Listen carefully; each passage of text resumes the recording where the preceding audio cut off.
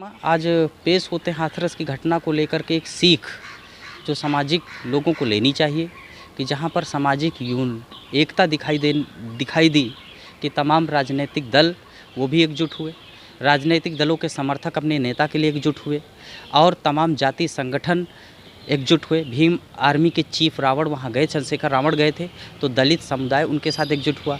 अभी दिल्ली से एक दलित नेता संबोधित कर रहे थे, वो पूरे दलितों को जो है जगाने की बात कर रहे थे, यूनाइट होने की बात कर रहे थे।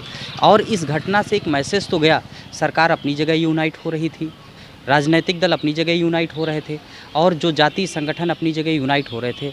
और इसी क्रम में बात करने के लिए हम उस घटना से सबक लेने के लिए हमारे साथ है विश्वकर्मा महासभा के राष्ट्रीय अध्यक्ष महेंद्र जी। मैं उनसे जानेंगे कि महेंद्र विश्वकर्मा जी, और मैं जानने का प्रयास करूंगा कि महेंद्र विश्वकर्मा जी अपने समाज को इस घटना को लेकर के क्या मैसेज देना चाहते हैं और इस घटना के बारे में वो क्या कहना चाहते हैं कि घटना क्यों, कैसे और किस लिए, इससे सामाजिक फ़र्क कितना पड़ता है और जो महिलाओं पर अत्याचार हो रहा है उससे क्या फ़र्क पड़ता है और जन लोगों को यानी कि देश के लोगों को ऐसी घटनाओं पे कैसी प्रतिक्रिया देनी चाहिए।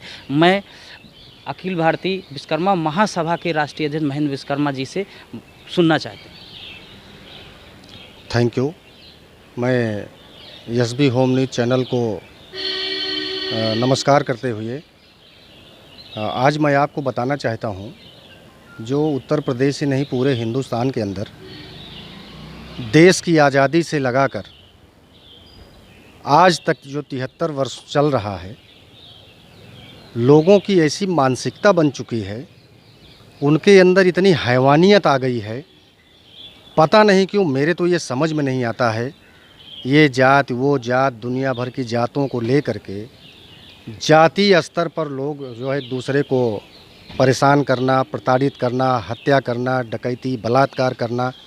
हम ये नहीं समझ पा रहे हैं कि बात हम हिंदू की करते हैं, हिंदू यूनाइटेड हो, और फिर वहाँ जब बलात्कार की बात आती है तो वहाँ पर एक जात विशेष की बात आ जाती है।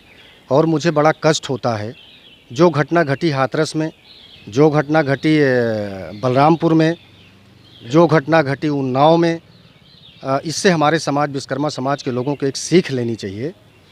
और मैं अपने विश्वकर्मा समाज के लोगों को एक संदेश देना चाहता हूँ, पूरे उत्तर प्रदेश नहीं हिंदुस्तान का विश्वकर्मा अब यूनाइटेड हो जाए, अपने नेता को पहचाने, अपने ताकत को पहचाने, एक होकर के यूनाइटेड होकर के अपनी ताकत को दिखाने का काम करे।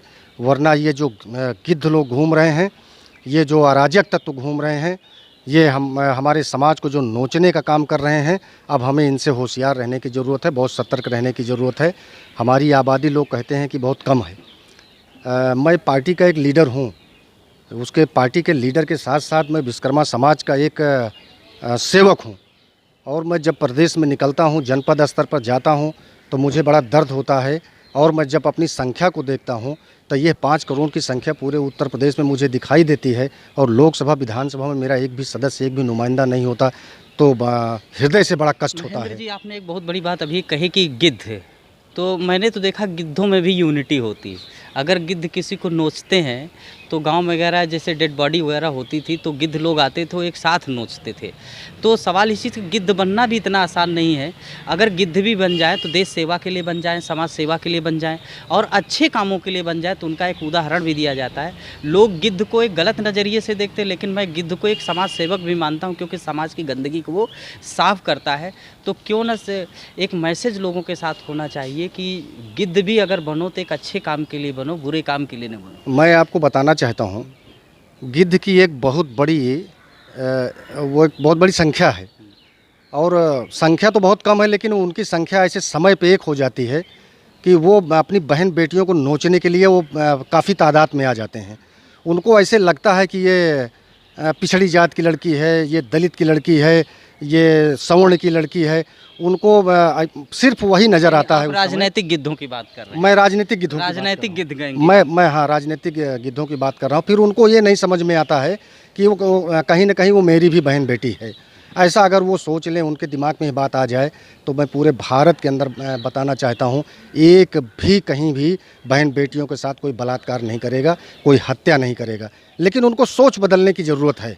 वो अपनी सोच बदल लें, एक भी बहन बेटी के साथ, सारी जात बिरादरी की बहन बेटी को अपनी बहन बेटी समझ लें, एक भी कहीं पे बलात्कार नहीं होगा, हत्या नहीं होगी, और ये समझ लें कि हम मनुष्य हैं, हम इंसान हैं, हम इंसान की तरह से हिंदुस्तान में काम करेंगे और हम अपने समाज को आगे ले जाने का काम करेंगे। अपने समाज को जितना भी हो सकेगा रातों दिन हम लग करके उन गरीबों को लिए काम करेंगे, वो समाज अपने आप जागरूक हो जाएगा और हमारे हिंदुस्तान से अपने आप क्राइम बंद हो जाएगा।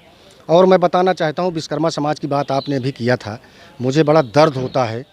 हमारे समाज के लोग को अभी सीख लेनी चाहिए। हमारे ही समाज, विश्वकर्मा समाज की बेटी के साथ उन्नाव में उसको जलाकर जिंदा मार दिया था। उस घटना में मैं था मौजूद, गया था वहाँ पे।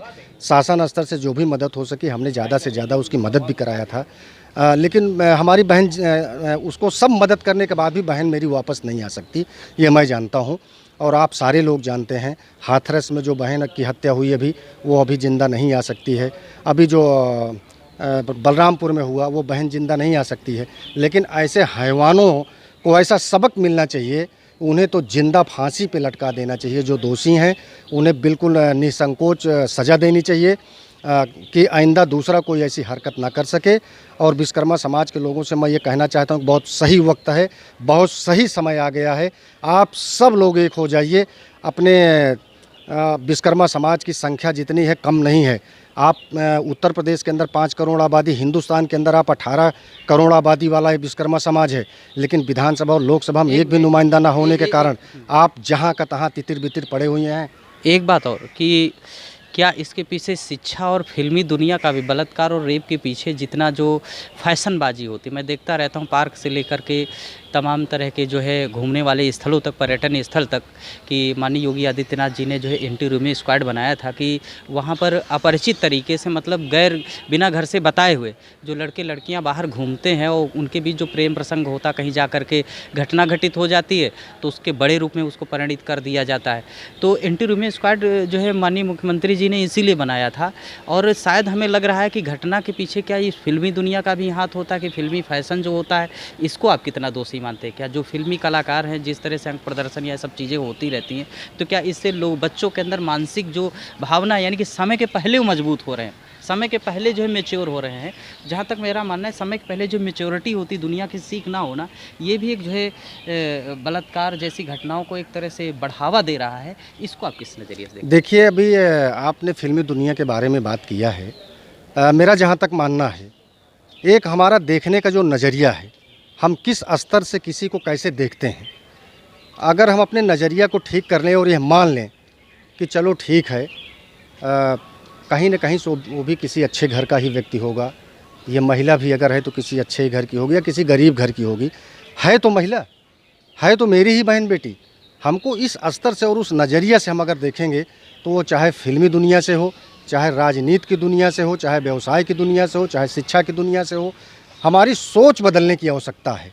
हम सोच बदलेंगे, हम किसी को इज्जत देंगे तो स्वाभाविक है, निश्चित तौर पे वो हमें इज्जत देगा। बहुत बहुत धन्यवाद। आप देख रहे थे हमारी मुलाकात माननीय महेंद्र विश्वकर्मा जी से, जो भारतीय विश्वकर्मा महासभा के राष्ट्रीय अध्यक्ष हैं, और उनसे मैंने बेबाकी से, उन्होंने मेरे प्रश्नों का उत्तर दिया। और मेरे साथ ताज़ा तरीन घटनाओं के साथ जुड़ते रहिए। फिर एक नई मुलाकात के साथ पेश होंगे। मैं पवन शर्मा, एसबी